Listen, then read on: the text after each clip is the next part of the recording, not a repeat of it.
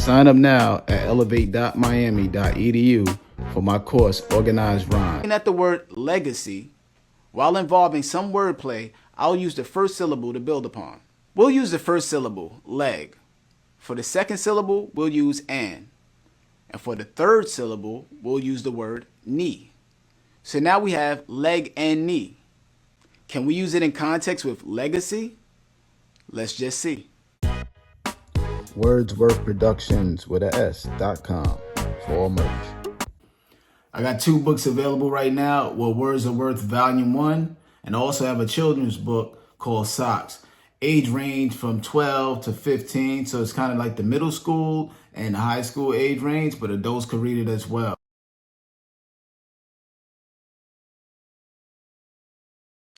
What up, y'all? Welcome to another episode of What Words Are Worth.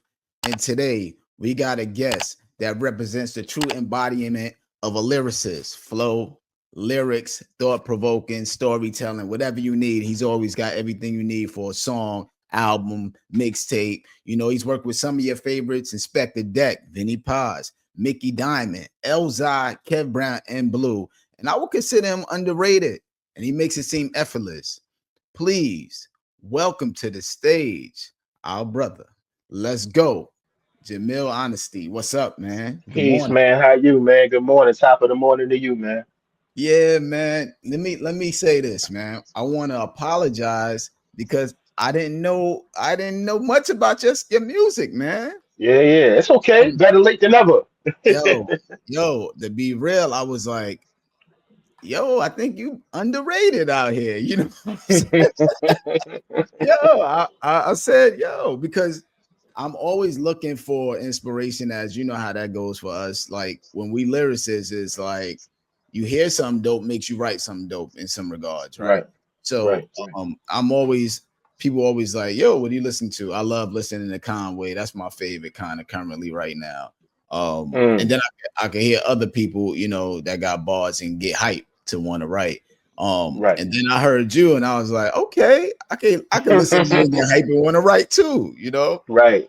Um, Dope. so I appreciate this connection here, man, because I do the show for people like us. You Right. know, I try to find us, and then also some of our past favorites or friends that we came up with in the ciphers that were really putting the bricks to the foundation down.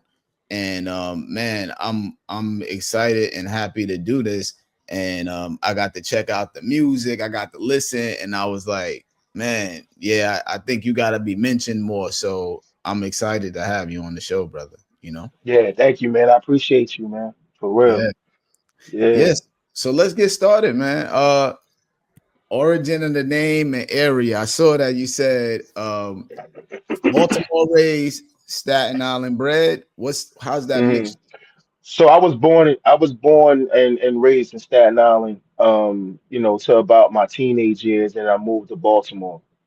So, both homes, New York is number one, Right. and then Baltimore is my second home. But I moved around a lot, and you'll learn that within the interview. But the origin of my name, Jamil, is actually my middle name. Okay. Jamil's my middle name, and then honesty came from an attribute that I have, that means in Hebrew it means just or honest. So at the time, in about maybe 2012, 2013, I was like, yo, my name was Maccabees at the time because yeah.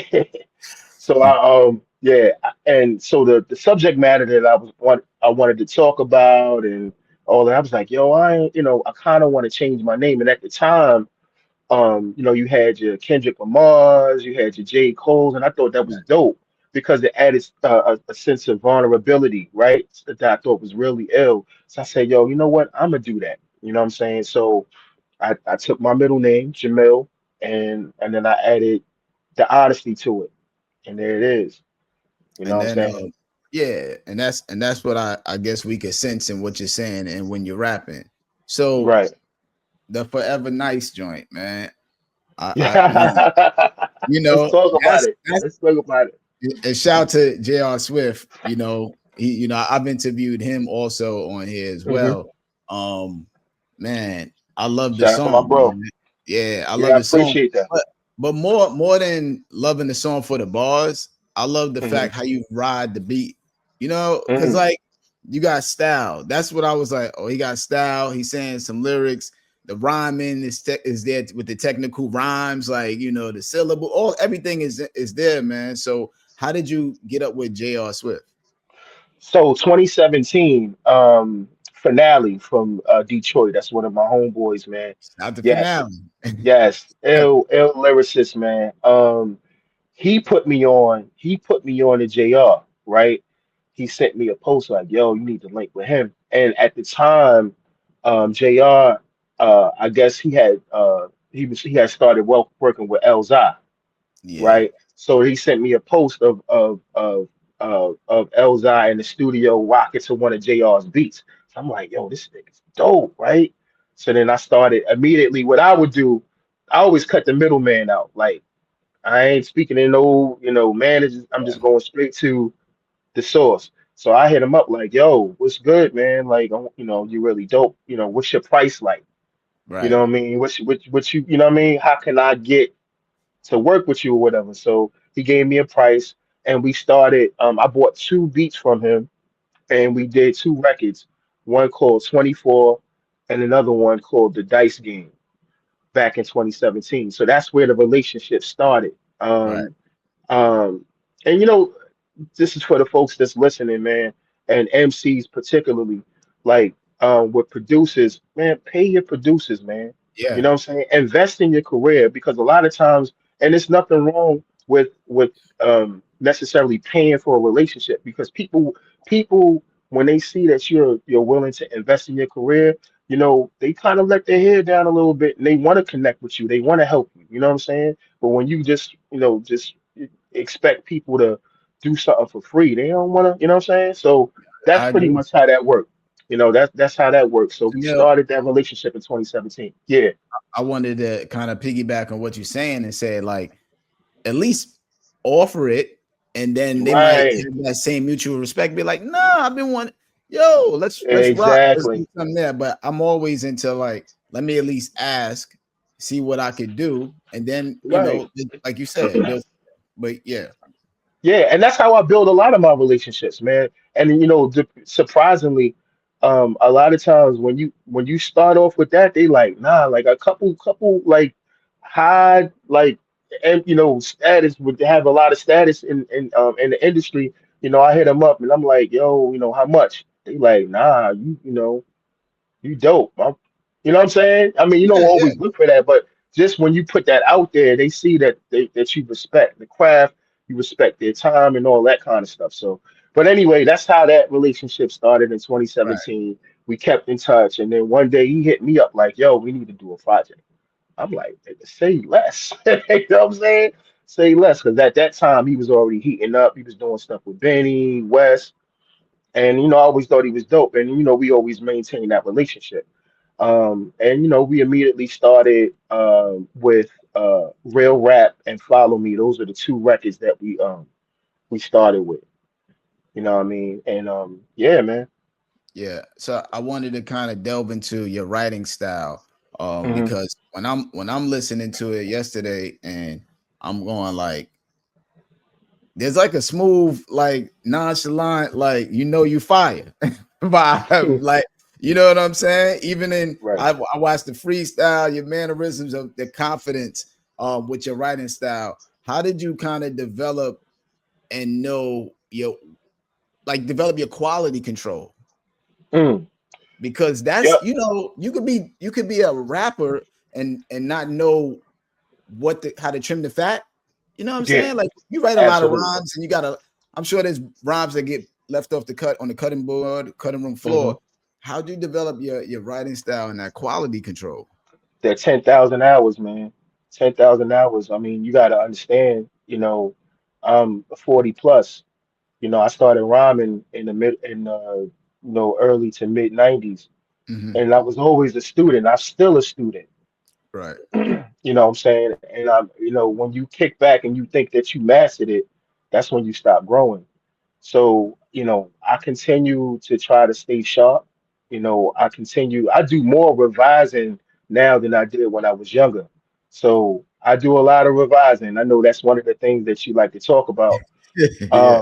Yeah. So it's that, and then it's also too like learning to not only the writing, but you also have to learn how to perform it, right? That's a skill and a skill set within itself. So that's something that I really studied. Like I studied the greats. I mean, studying cats like yourself and what I mean, KRS-One, and just looking at performances.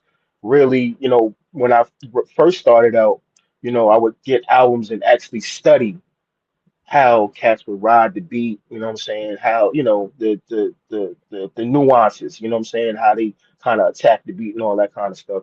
So just staying, I would say in a nutshell, just remaining a student of it, man. Remaining studious, yeah. Yeah, And yeah. then as you started listening to your influences, like us all, we all Mm, sound like somebody early, right? right, So right, then you start taking a piece of the puzzles from everybody, and then you become Jamil, right? right, Like, right. when did you kind of notice, like, all right, this is me? I'm And like, following, flowing. and like, who were your influences? Like the exact artist that you said, okay, I need this from that person. Um, Hmm. I can kind of give you mine real quick. Like, for instance, I love Busta Rhymes, able to change flow, right? But Right, right, right. I love KRS One's clarity, very Mm, clear. And then I mm-hmm, love Nas storytelling. And then I'm a mm-hmm, big rap fan. So that's why mm-hmm, I'm kind of how I am in regards to how I look at things. So mm-hmm. what's your puzzle pieces? Okay, so when I first started rhyming, and it's crazy you mentioned Busta Rhymes. Busta Rhymes was the key that opened the door for me. When I heard his verse on Scenario, at that point I was like, yo, this is what I want to do, right?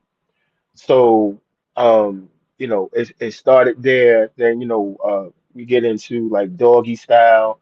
I got some stuff from Snoop, right? So I'm thinking I'm right, I'm trying to like I'm writing rhymes and I'm kind of like flowing like him. It Then makes all of a sense, sudden, though.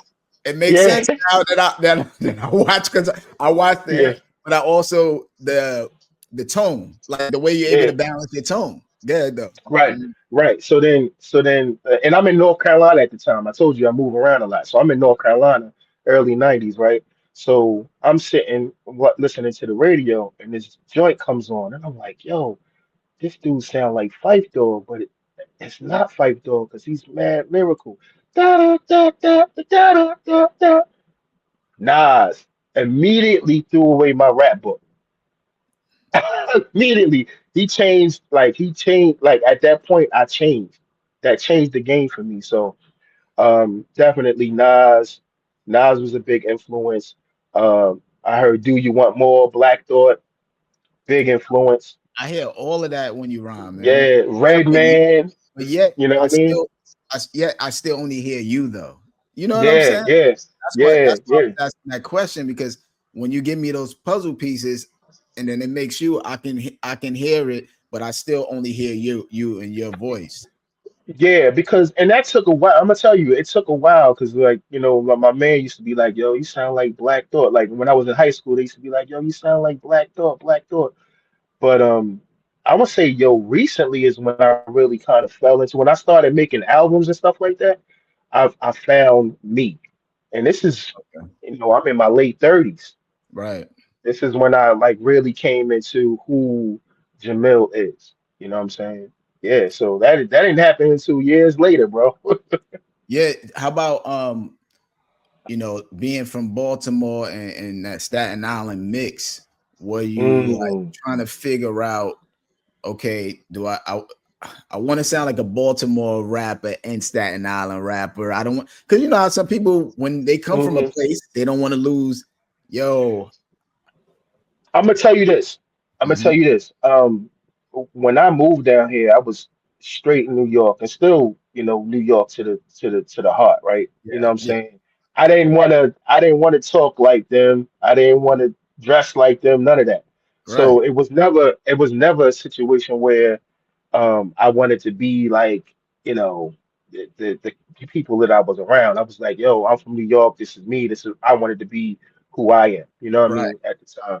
So yeah, I always kept that. And I always kept that. I mean, Baltimore now keep don't get me wrong. They always had heavy hitters, and that's another thing that cats need to mention. Like it's always been dope MCs here in Baltimore, man. You'd be surprised even back then. J It Soul. wasn't, Gotta shout out J yeah, J Soul. Soul. Oh, of course, J Soul. We got mad work together. I meant to tell you that. Yeah, like he did a couple joints for me. I got a joint with Mickey Fax. He did Pam Grier. Yeah, so like yeah, like Baltimore always had it. But as far as I've always been a Staten Island dude. You know what I'm saying from day Yeah. one, man. And then that was another thing I had to, as far as the origin is concerned. When I saw that Wu Tang blew up, man, that was the battery was that was in my back, man. I'm like, yo, these dudes, they came out and they blew up from where we from. I was like, yeah, I could definitely do this, man. And I never looked back. And then You how know did what I'm that saying? connection come with I guess Inspector Deck? So Inspector Deck, shout out to my man Pure. He put that together. And we ended up on the phone, talking and all of that. And we figured out the rate, what I'm saying, payment again, what I'm Yeah, saying. I yeah. didn't hit him up on some, give me a free verse. Nah, we worked it out, worked the business out, and we got it done. Yeah, it was it's in this industry, a lot of it is relationships and maintaining those good relationships. It's like skill level is this much. You know what I'm saying? Like that's how Yeah. you see so many cats that don't have that. That's not really that ill that makes it, man. Because it's not always about how dope you are, man. It's what's your business acumen? How well can you maintain a relationship? So yeah, that came through my man Pure, man. He put that together for me, man. Shout out You to know him. what I learned too, man. And you probably could relate to this too, heavy man. When we were coming up, we just wanted to be the best. So like, I remember like hearing Nas like, "I hated two once." He said that in a bar. Like we were so Hmm. competitive that Hmm. always would just be like, it didn't matter how dope somebody was. You always wanted to be better. And then over time, Absolutely. I learned that everybody's dope in their own way. Right, right, Once you right, start realizing that, then your mindset can change because like you were saying, there's some people that may be better rapping technically than both of us, but then when they get on the mic, they don't have that aesthetic. And then there's somebody that right, not might be as technical as me and you, but when they get on the mic, you'd be like, yo, they killed that track right there. right, And then right, right. have me and you up there like, yeah, I gotta come in differently because just the way they sound on the Right. track Stylistically, yeah. Yep, stylistically, absolutely. So I like that point that you made. So what about how you writing? Paper, pen, computer, phone in your head? How you write today? The phone, man. The phone, it's just so much more convenient, especially, as a working man, you know what I mean? You Yeah, can't it's very rare am I able to just sit down and write, right?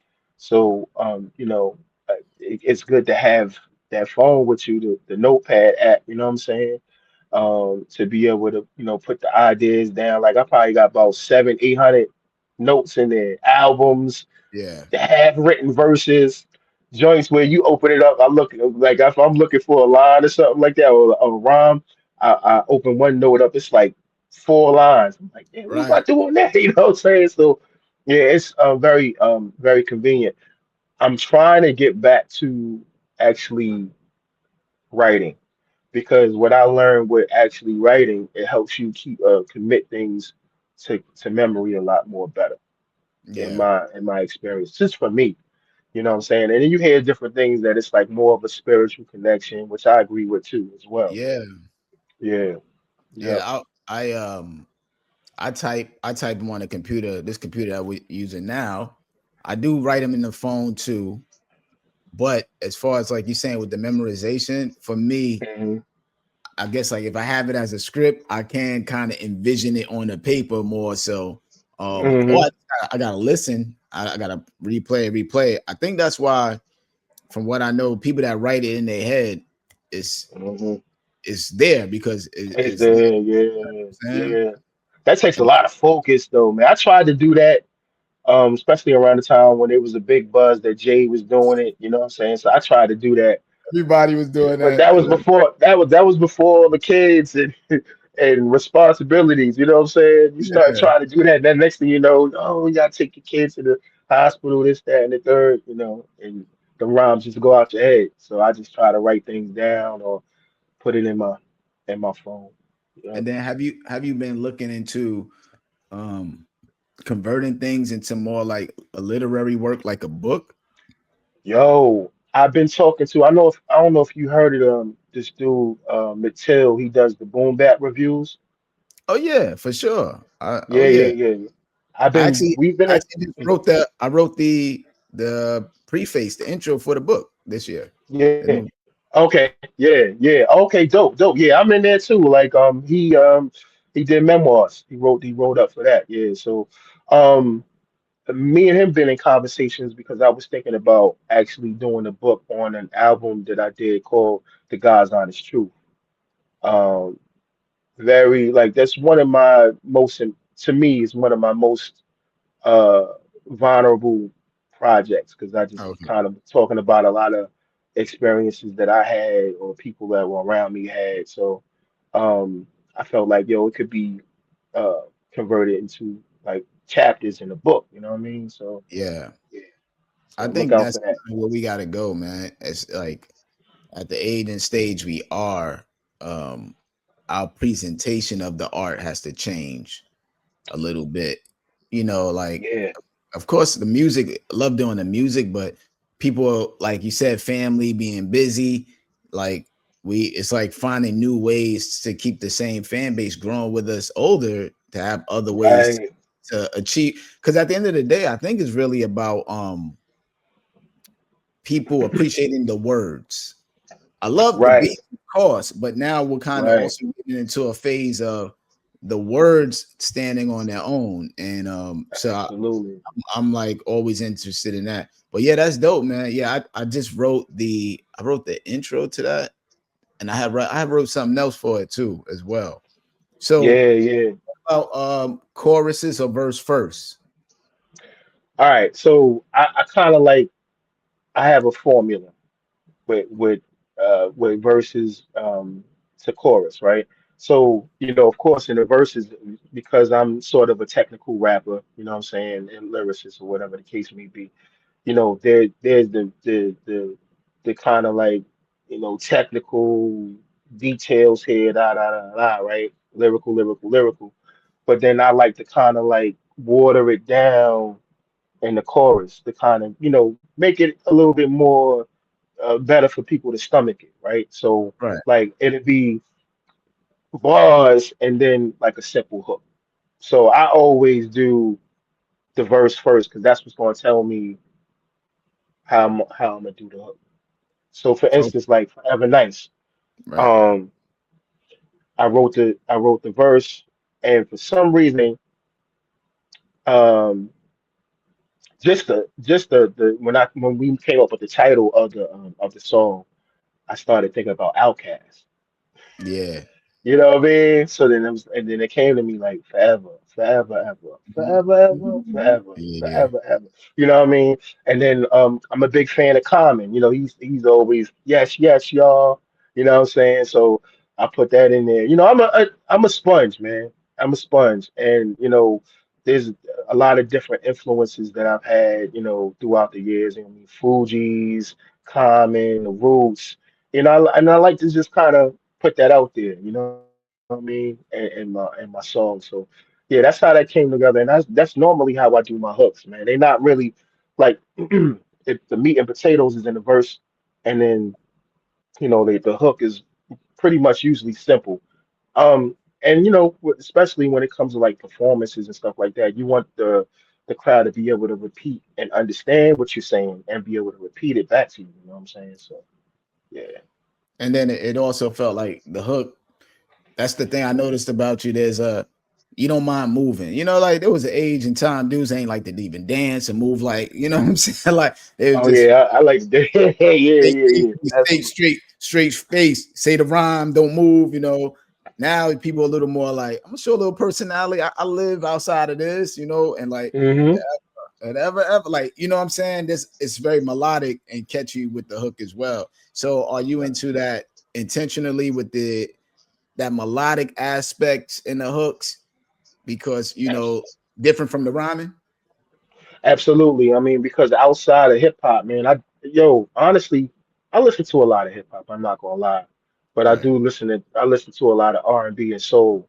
So, I love, R&B. I love, you know what I'm saying? I love that old stuff, man, the classic joints, Earth, Wind and Fires, the Marvin Gaye's, and Yeah. I mean, even the D'Angelo's, R.I.P., Lauryn Hill, Floetry, stuff like that. So I always, again, I always like to kind of show my influences within the music. So yeah, I'm definitely into a dope groove and, what I'm saying, just having that melody show in the music. Absolutely. And then Yeah. how long does it take to write a verse or a song? Also, on this question too, I believe it applies to you too because you make beats, right? So Right. either out of these three, the verse, song, or Hmm. beat, how long does it take to do either one, each one? Man, it depends. Like, for instance, going back to, we keep talking about Forever Nights, right? So going back to that Mhm. song, JR sent me that beat, and then within maybe a day or so, the song was written. You know what I mean? And that's rare. So like I really thrive off of being inspired. I had to be inspired. And I talked to, my therapist, and he's like, yo, you can't really rely on inspiration because it's fleeting. It's here today, gone tomorrow. So you got to rely on consistency.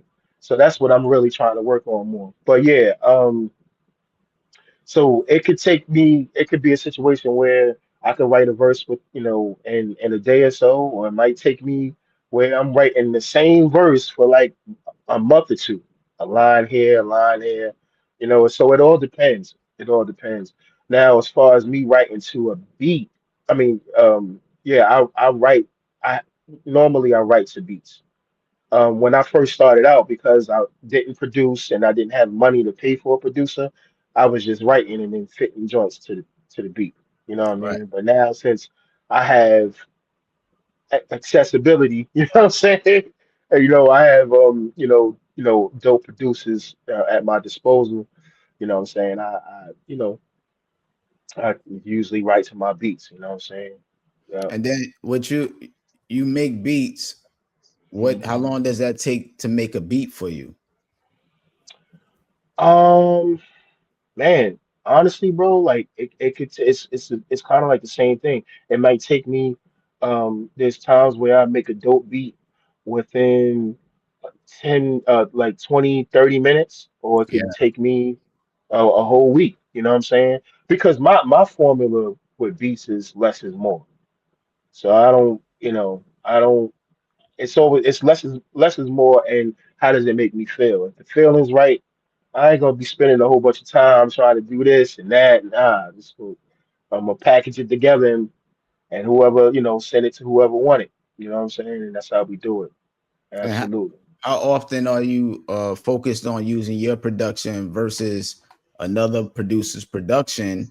Or do you try to Mhm. balance it out when you're working on music? Or do you sometimes say, I'm gonna fall back and just showcase on that? Because I know as a rapper producer, a lot of times when I meet them, there's that internal conflict of I want to show people how nice I am on these beats, and this time Hmm. I'll fall back on mine. I'll say, like, I remember J Live started doing his beats, his own beats, and he looked at it as a good way to also promote his production. So he started doing his own projects because he was like, I'm gonna just produce my own project Mm. because now people can holler at me for beats as well, business wise. Because he had the Right, primo right, beats, he had all the, he had everybody. But he's like, right.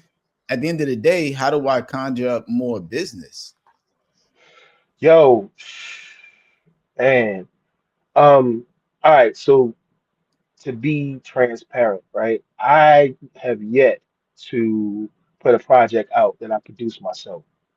Okay. And that had a lot to do with what you're talking about, right? It was more so of a confidence thing, right? Because I Mhm. always, I started rhyming, so there was a skill level there, but I always wanted to get to a point where I can make something that I would necessarily rhyme to, and I didn't really come to that realization until I started producing records and albums for other people.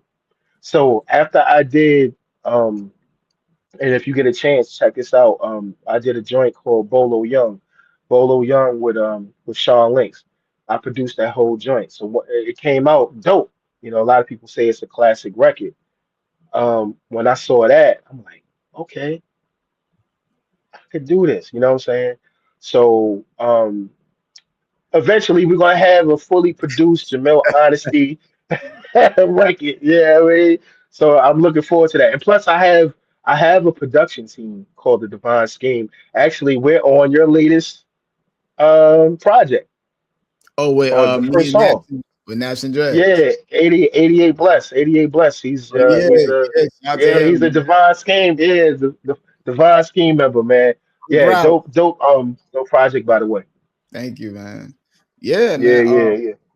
J Live really put me on that. I used to tour with J Live. I was actually like J Live's hype man back then, and Wow. so I went on tour with him for a while, and it was dope because I it's crazy because I learned that from him, a business thing. Like, yo, Mm, I got all of this and that, but like he started. I think it was like maybe the second or third album. He just took over the production, and I think it was just a yep, great financial move. And then also, like he said, I'm trying to absolutely. have people come to me for the beats, man, and move on from there. So, how about Yep, writing in absolutely. the studio or at home? So, some people got home studios, of course, but do you Yeah, I was prefer gonna writing? say. Yeah, you prefer writing at home, or if you got to go out and record somebody else stuff, where do you prefer? um, um, man, just coming from where we come from, man. You had to go to this. You had to go to the studio, wherever the studio was, whether it was in somebody's basement or whatever. You know what I mean? Like there was no internet. There was internet, but we didn't have it, right? Yeah, So you had to come to the studio, right? So I'm beginning to gravitate more to how it used to be. Like I like to be able to, like, if I'm gonna do a joint with somebody, I like to be able to be there in the physical because it's something the chemistry is different, as opposed to just yeah, like kind of sitting joints. But realistically, we can't always do that, right? Because you might be right, building with somebody that's in Sacramento and I'm in Baltimore. That ain't right, happening. You know what I'm saying? Cats got work schedules, this, that, and the third. But a lot of times, a lot of my joints, a lot of my projects have been done home. Um, I To answer your question, I do feel more comfortable with recording myself and being, you know, by myself when I'm writing or even recording. You know what I'm saying? I don't right. need a whole bunch of people around me or whatever the case may be. Yeah, so I would say recording at home as opposed to the studio.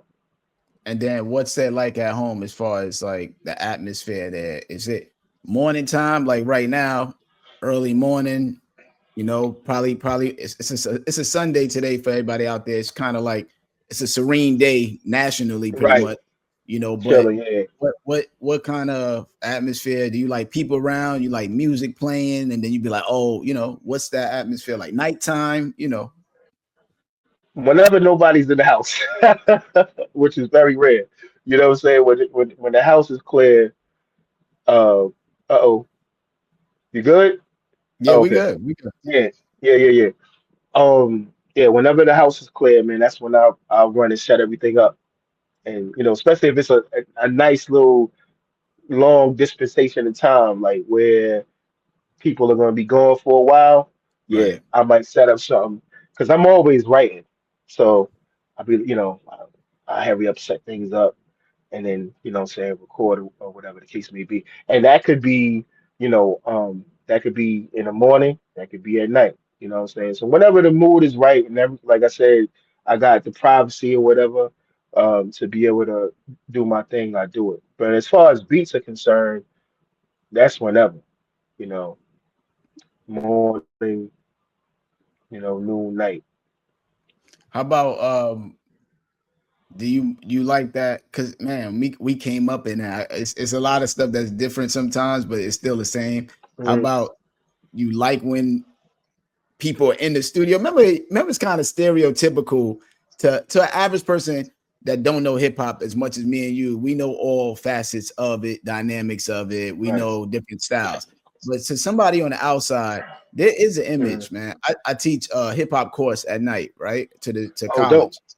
Hmm. And the students there, their assumption coming into that course, some of them is the hip hop studio is smoking, drinking, it's a lot going on. They think it's Right, like on right, TV. You got girls coming, they just think it's like that. Um, right. do you prefer like solo, like in the studio, or do you mind like Hmm. boys come over and like, yo, let's just vibe out? Because I've been in that atmosphere. Sometimes I go to Orlando and it's like, yo, we just in there, and we writing, and it's Hey, dope. I love vibing. it. Yeah, yeah, yeah, yeah. You know what? And I've experienced both, right? And I would say by default, especially like after uh, the whole COVID situation where we were all stuck in the house for damn near 2 years. Wow, You yeah, know, you got kind of comfortable with just kind of being, with yourself. So I don't know. I kind of say I like both because, you know, there's a specific pressure when you're in there with other people, right? You know what I mean? Because you don't want to sound whack, especially if you're around other MCs or whatever. You don't want to sound whack. You don't want to perform this joint whack or whatever the case may be. So you want to stay on your A game. And then, it's a motivational piece too. You know what I'm saying? Having people around. And then there's on the other flip side of that, I do, I like the kind of being by myself, being able to do stuff like if I want to sing or whatever the case may be, I could do it. Ain't nobody laughing or joking, or you know what I mean? right. So yeah, yeah, I would say both, man. I can appreciate both, because I experienced both. You know what I mean? Yeah, and then what's the beat picking process for you? How do you know that's the one? Like what are you Right. looking for? That man. That's funny too, man. No, because we was all broke at one point, right? So it's Yeah, like, back, you remember when you first started rapping, somebody send you a beat, yo, you make beats? That shit was probably trash, right? But just because it was a beat, you had rhymes, you like, yo, I'm gonna rhyme on this joint. It didn't matter how it sounded, right? But then right, when you get to the point where you start meeting and greeting like producers that are just top level, top tier, on the skill level, it's like wow, right? And then, just being, especially you get dope beats all the time. People sending you stuff all the time, right? So now it turns into I'm not looking for the best beat. It's always the right beat. So I'm always looking for the right beat because the best beat could be something that damn, like this joint is so dope, but I can't even find a pocket. You know what I'm saying? So it's always like going back to the Forever Nice joint. When he sent me that joint,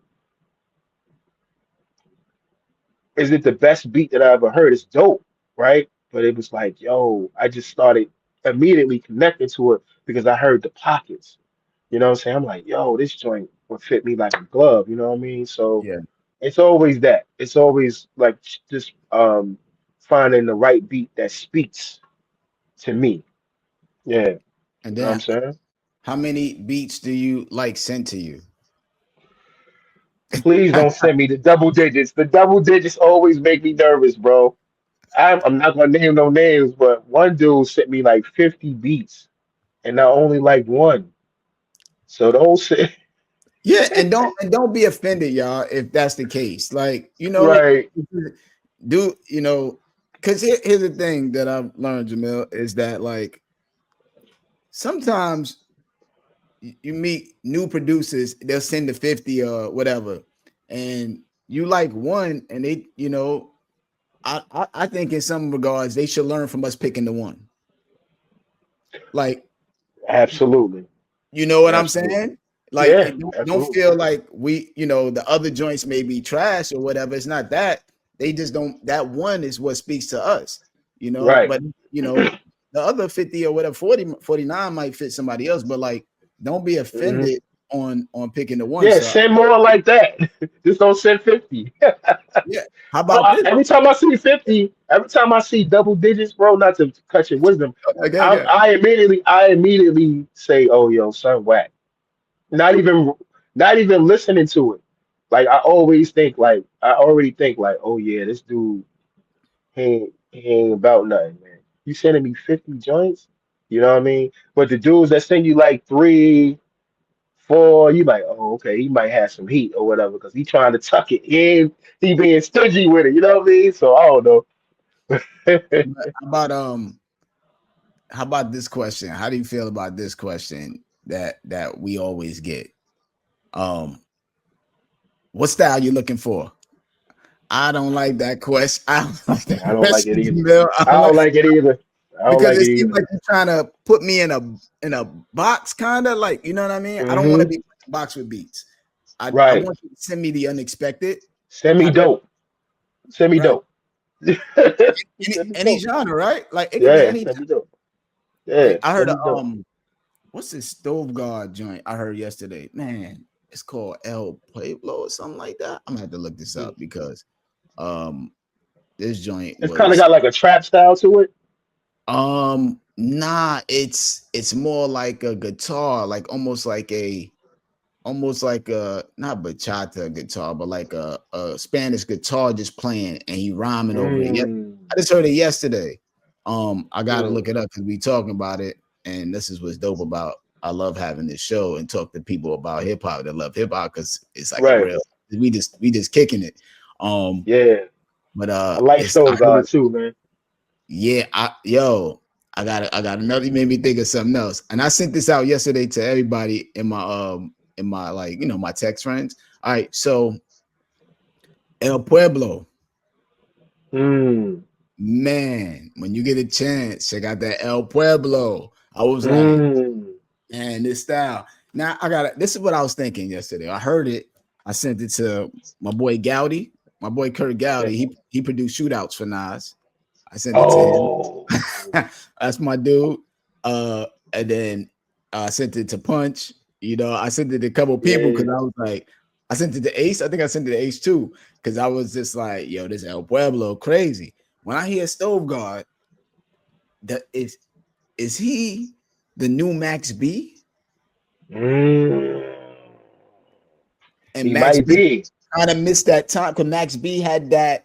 You know what I mean? I heard Yeah, Stove yeah, Guard yeah, yeah. and the way he rhyming on this and that flow, and he can sing that. You know what I'm talking about. Yeah, he got the vibes. He got the vibes, but he's technical at the same time. Right. And I was like, Yeah, yes, I was yeah, thinking, I was like, Max B came home, but I was like, he had a window. yeah. Once you miss that window, son, Sometimes you miss that window. And then I listened to that El Pueblo. I was like, I'm that a Marvin Gaye joint, was crazy too. yeah.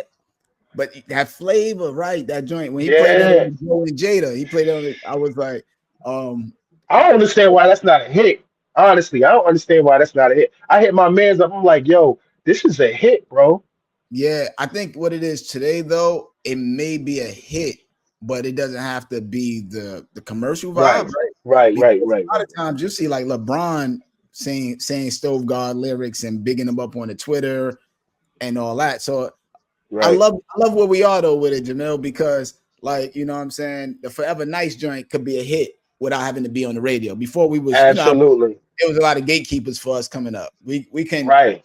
We can get a Yeah. deal. We can get, it was so much. Now you can put it out and it could be a hit. Like, the Forever Nice joint could be in Spain right now, rocking. It could be in South Africa. So I love Right. that. So like what's a hit commercially today isn't the same because look at Griselda, they got no spins on the radio and they got hits Yeah, when they go out. yeah.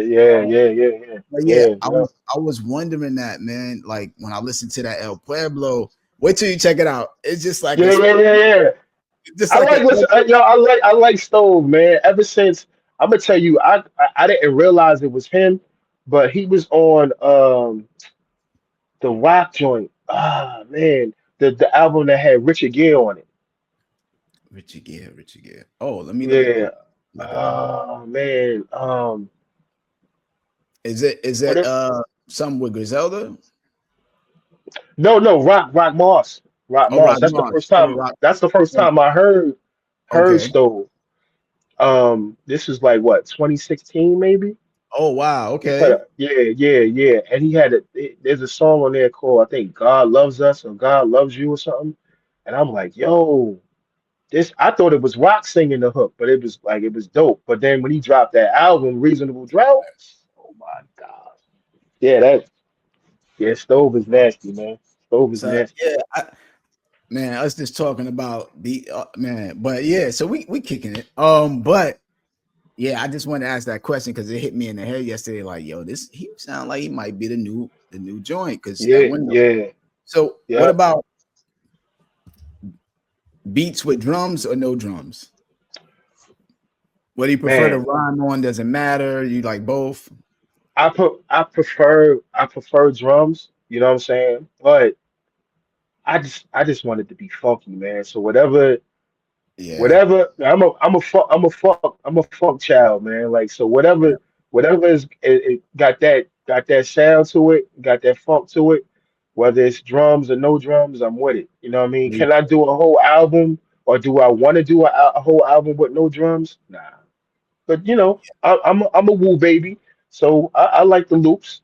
I like the Yeah. loops. You know what I'm saying? Yeah. I like the loops. Yeah, yeah. I So ain't then hating. yeah, so then also well, I want to ask you about that even from a production standpoint. Does that matter to Hmm. you?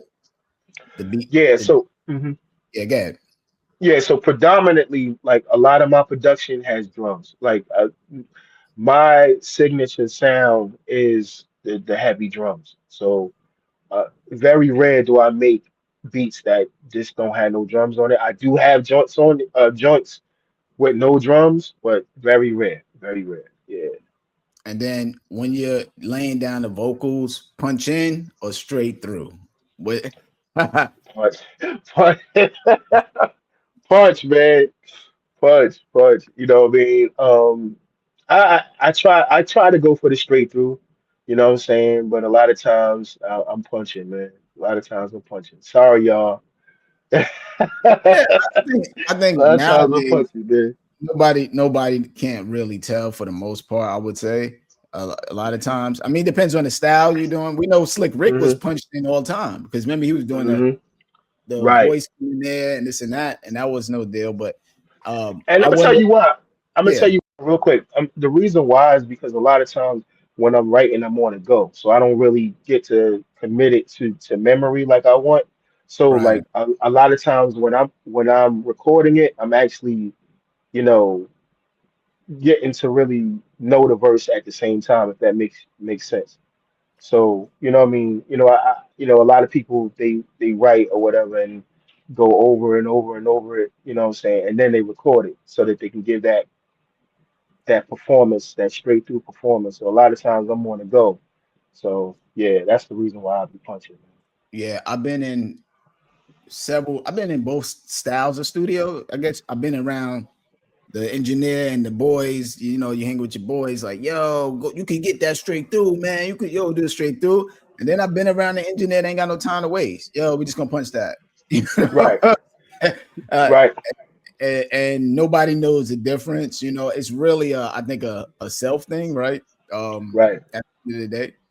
And then what's your revision process like as far as um like do you cross the whole line out or you just like change a word and then how do you know it's done? I like to. So when I'm writing, I like to come up with a pattern, right? So I do scatting, the scatting thing. You know what I Right. mean? And then I try to fill in the lines, you know, fill it with words or whatever.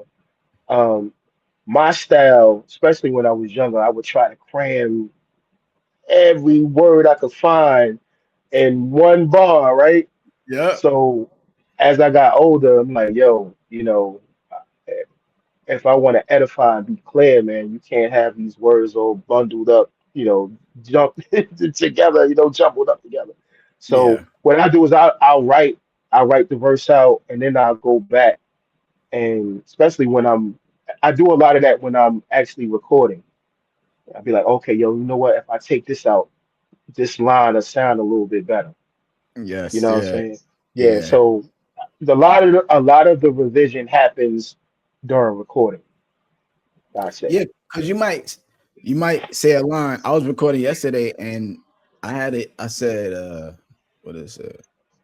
Wish for less worries. And then when I started recording it, I added the ing, wishing for less worries. And it just sounded Mm, better adding that ing to wishing.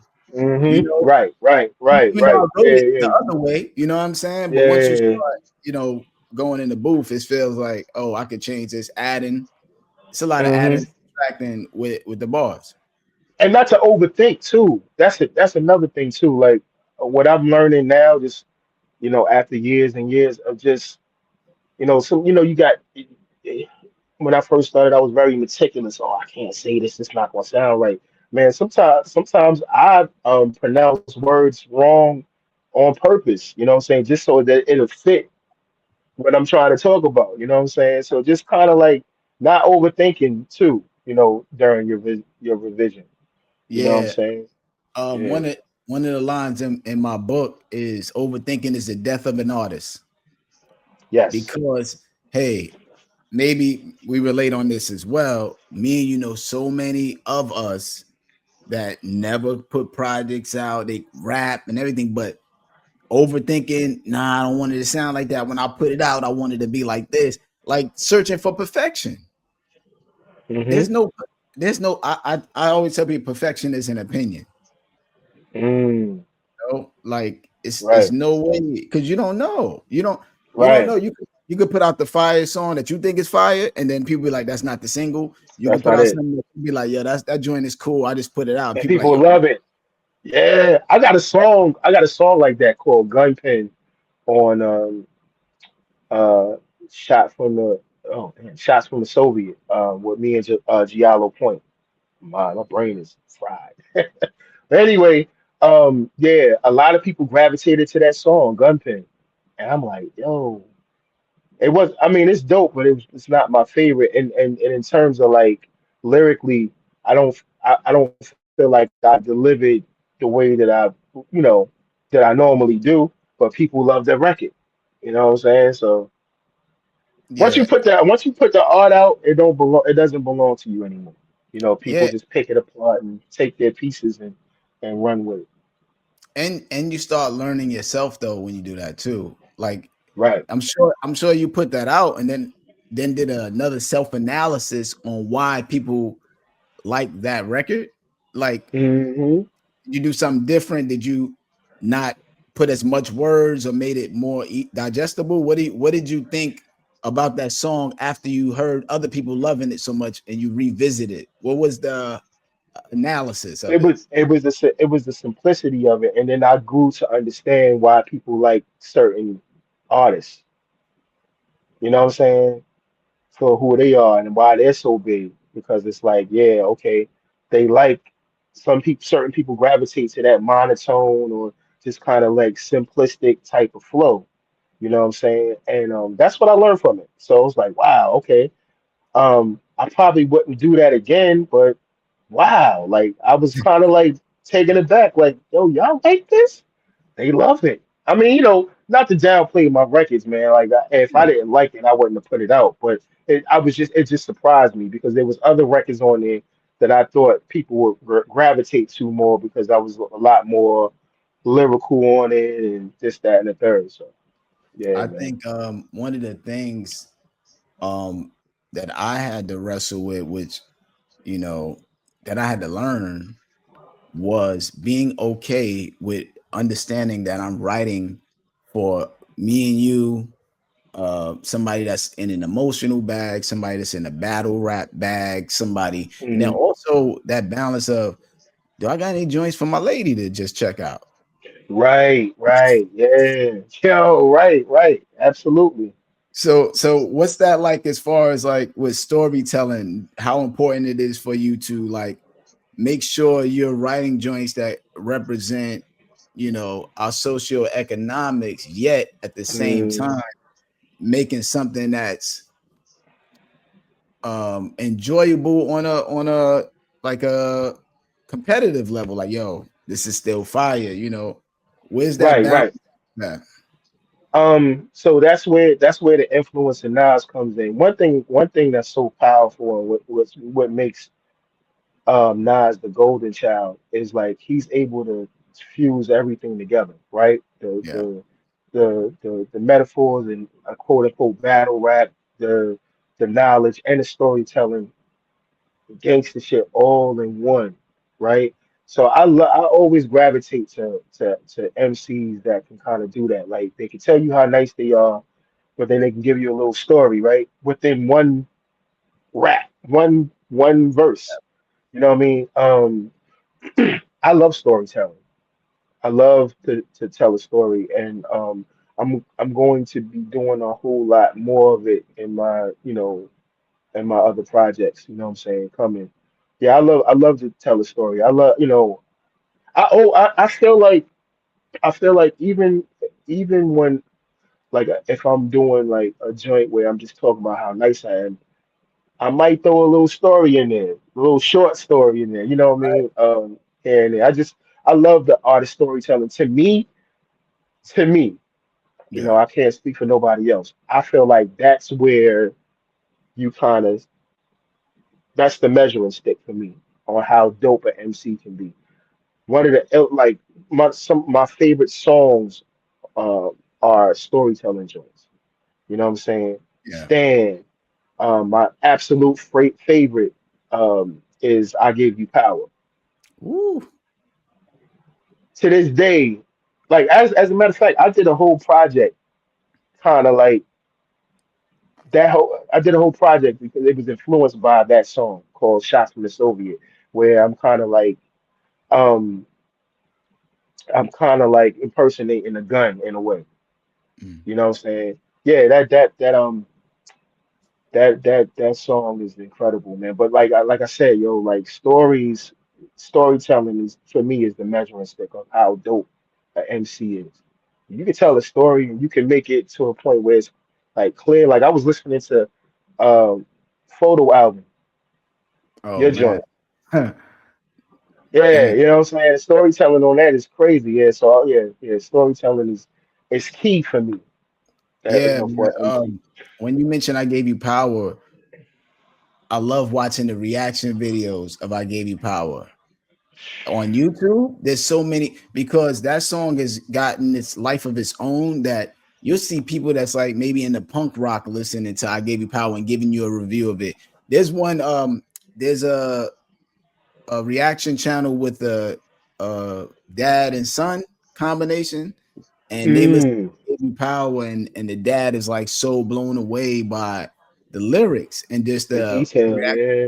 Yeah, and then I see like they got young ladies listening to it, and just that song in itself, um, it's so ill because remember we coming off of Illmatic already being dope, and then you get I Gave You Power, and you like, You should have seen okay, my reaction in '96 when I heard it. Well, it was '95, might have been '95 when I heard it.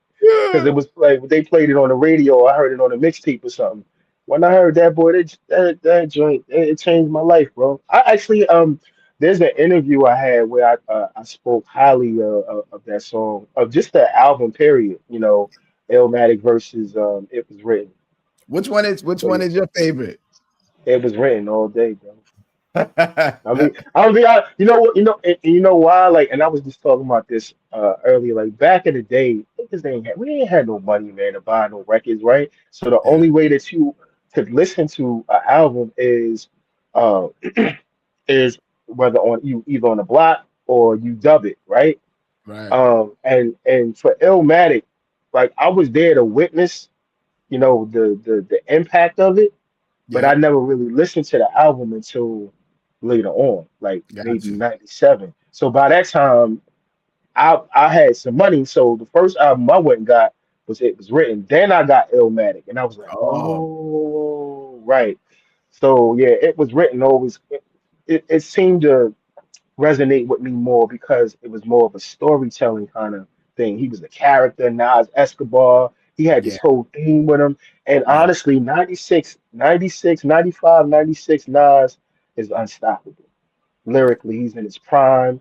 Clue I mean, tapes. come on, son. Come on. Come on. The clue tape Like, rhymes was yeah, yeah, crazy. yeah. Now, Illmatic is undeniable, right? Because, like I said, when I heard It Ain't Hard to Tell, that changed my life, right? So, like, that's how I was introduced to Nas, just by the records that came off of that album. But It Was Written, man. Yeah, You can't deny that joint. I Yeah, got. you can't deny that. I remember, man. Visually, I got the picture in my head. I remember being in Brooklyn. I live in Brooklyn on the seventh floor in the building, and the radio. I'm sitting next to the radio. If everybody probably remember this type of stereo you had. It was one of those stereos that looked stacked up with the speakers in it, and they had Yeah, the glass yeah. door. Almost everybody had that stereo system. Right, And then you right. had the speakers on the side and the Yeah, glass door you push open, and it got your cassette right. and everything, record player on the top, Yeah, right? yeah. So Right. I remember sitting on the floor and halftime comes on. Mm, And I'm sitting there and halftime came on, and I was like, yo, this is a different level of rhyming, like rapping. right. Like it was like an immediate departure from everything that I heard Uh, before. You know, that Absolutely. large professor beat coming through. I'm like, Right, what? So right. like the next few days, my mom used to work downtown Brooklyn by Beach Street, and I just Oh, was like, okay. I used to always give my mom a list, and I was like, can you bring back halftime? Like, I'm like, Yeah, right, and right, right, right, right, right. go in the store. Some people didn't know what it was yet. It wasn't out yet. And then that's how I started finding out like soundtracks because it was on Zebrahead. Right, right. Zebra hair. Yep. Absolutely. Yeah. So Yeah, man, absolutely. that was my impact was halftime, man. So it's Mm, I always find it ill like me and you are on the earth at the same time, both absorbing hip hop from different lenses, but still enjoying it. And like this stuff is still impacting us both. You nodding where you are, I'm nodding where I'm at.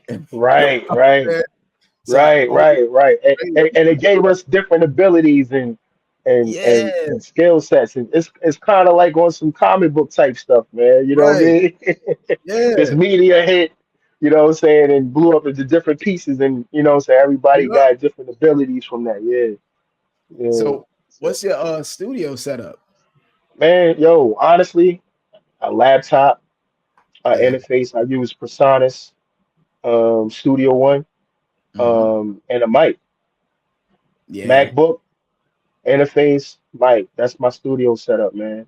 You This know, is the mic I'm on is the mic I use to record, and then I'm same over here. I got a focus right there to the right of me, and right. computer. I'm on the same Yeah, vibe. absolutely. And then, when it comes to like mixing and mastering, I have a few people that I deal with, but I normally send that off and they do whatever with it. You know what I'm saying? Right. Sometimes like so when I did Modern Music 3, I actually went and paid some studios for some studio time. I tell people all the time, man, it's best to just get your own stuff if you can because it's going to save you a lot of money. And but if you want if you want that sound, right? Because I was going for a certain particular sound or whatever. I was like, you know what, I'm gonna just go ahead and pay for some studio time. You know what I mean? So, but yeah, most of the time that's my setup, man. In the basement, mic, And laptop. That's it. right. And then what's it been like to finding your purpose with the music, man? What's your purpose? Like eventually, like you Mm, you could define yourself now to somebody what kind of rapper you are. I think everybody knows like if you talk to Vinnie the Butcher, it'd be like I'm a street, whatever. Like mhm. how how do you define, you finding your purpose now as what you do?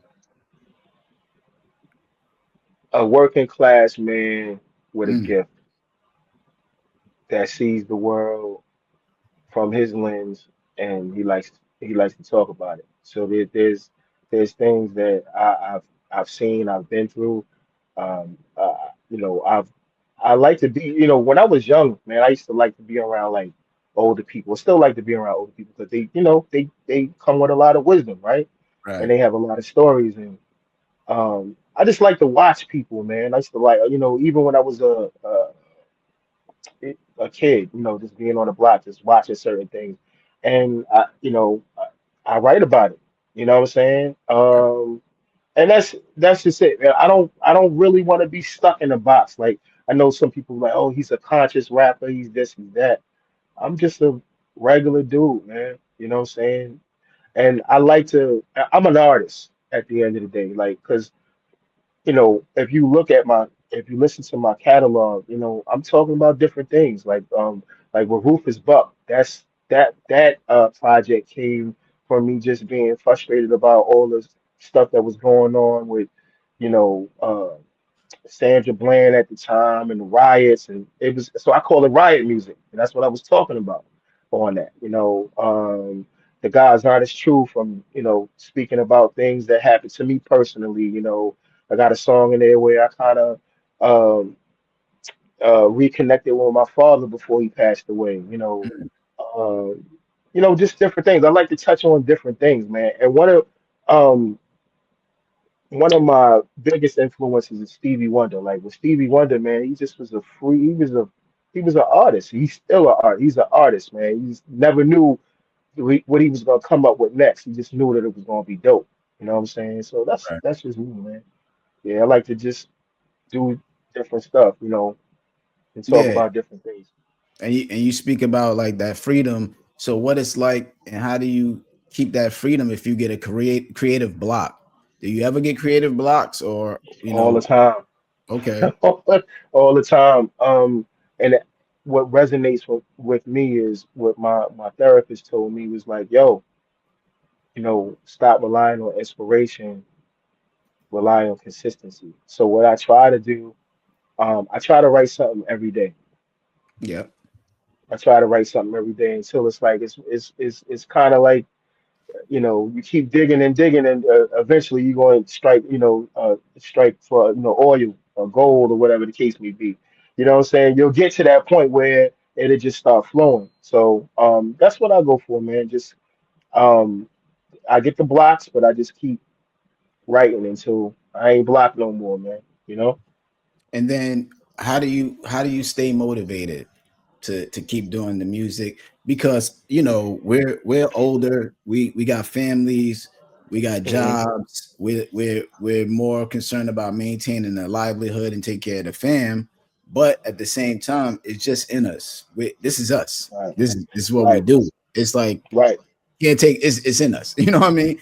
So right. how do you stay motivated? What do you listen to? Who do you listen to? What's the key to this? Man, I would say it's not even about listening to anything, man. It's just like you said, it's in you. And what I realize is that when it's something that you love or someone that you love, you can't help that. Yeah. Even when you try to walk away from it. But you know what I mean? I listen to different stuff, man. Like um, listening to your joints, man, kind of like, spark me like, yo, that was ill. Especially the joint that I think the Stu Bangers joint with you and Elzai, that's crazy. You know what I'm saying? Like Oh, thanks, stuff like man. that. Yeah, yeah, yeah, yeah. Like, you know, um, dope artists, man. I mean, even like cats on my team, man. Like, Squeegee and Ace Cannons and Stacks 410.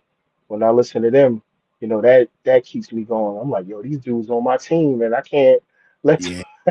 I can't let them smoke me like that. You know what I mean? So yeah, man. And just keeping people around you um, that are better than you. Yeah. Keep the people around you, whether it's with the music and life.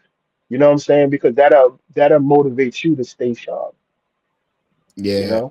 I could listen to a Conway. I could throw on Conway rhyming and just hearing the rhyme scheme or 38 Special. I could throw in 38 Special. And I enjoy the rhyme connection so much. It Hmm. puts if I'm writing something and I'm stuck, I can listen Yeah. to their rhyme and go, okay, let me come up with a better rhyme now for that line I've been missing. So I Right. just, I get motivated by listening to just styles and flows. So Hmm. what are three pieces of work you suggest people to check out that that heard you, know of you? It could be diehard fans or Hmm. people that never heard you. What are three things you like? All right, check these three out. Mm. All right, I'm gonna do an album, and this is what I normally do too. Like as of late, and not just because I'm promoting the album, but because I'm very proud of it. The latest memoirs with me and J.R. Swift.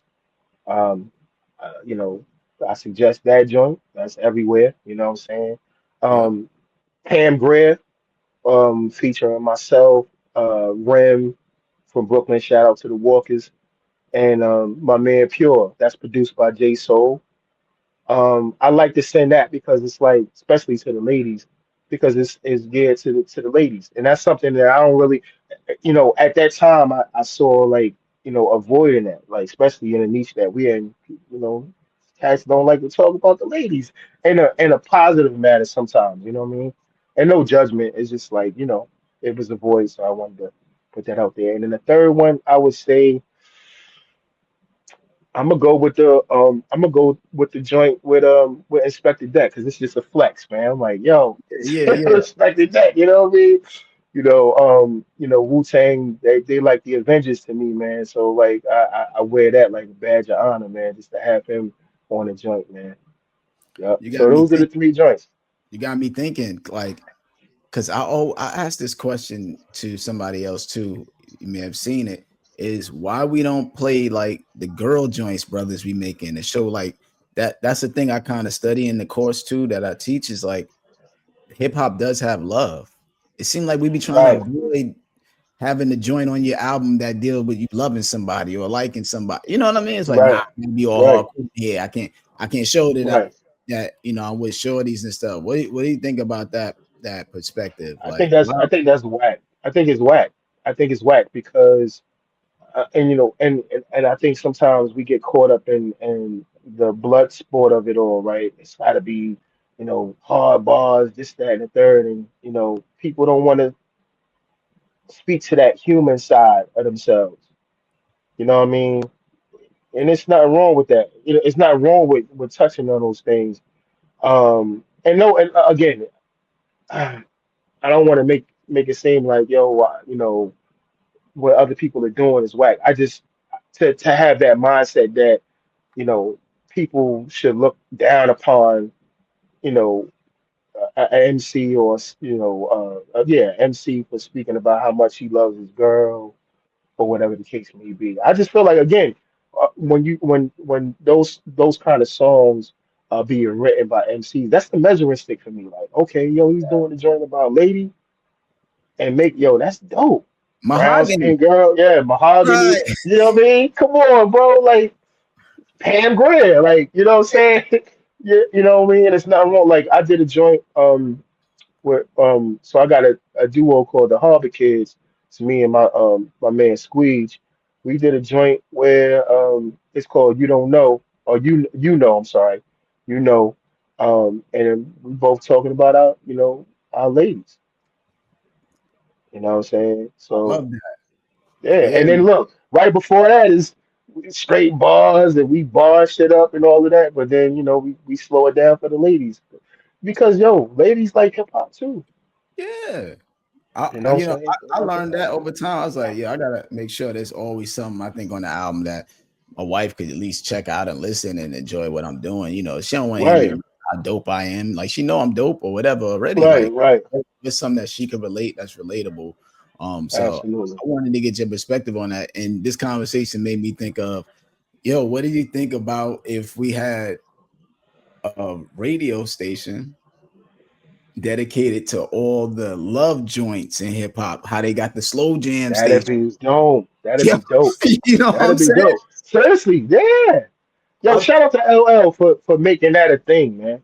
yeah, like Shout out to LL Cool J for making that a thing. Because he yeah, made the first love joint, man. yeah, yeah.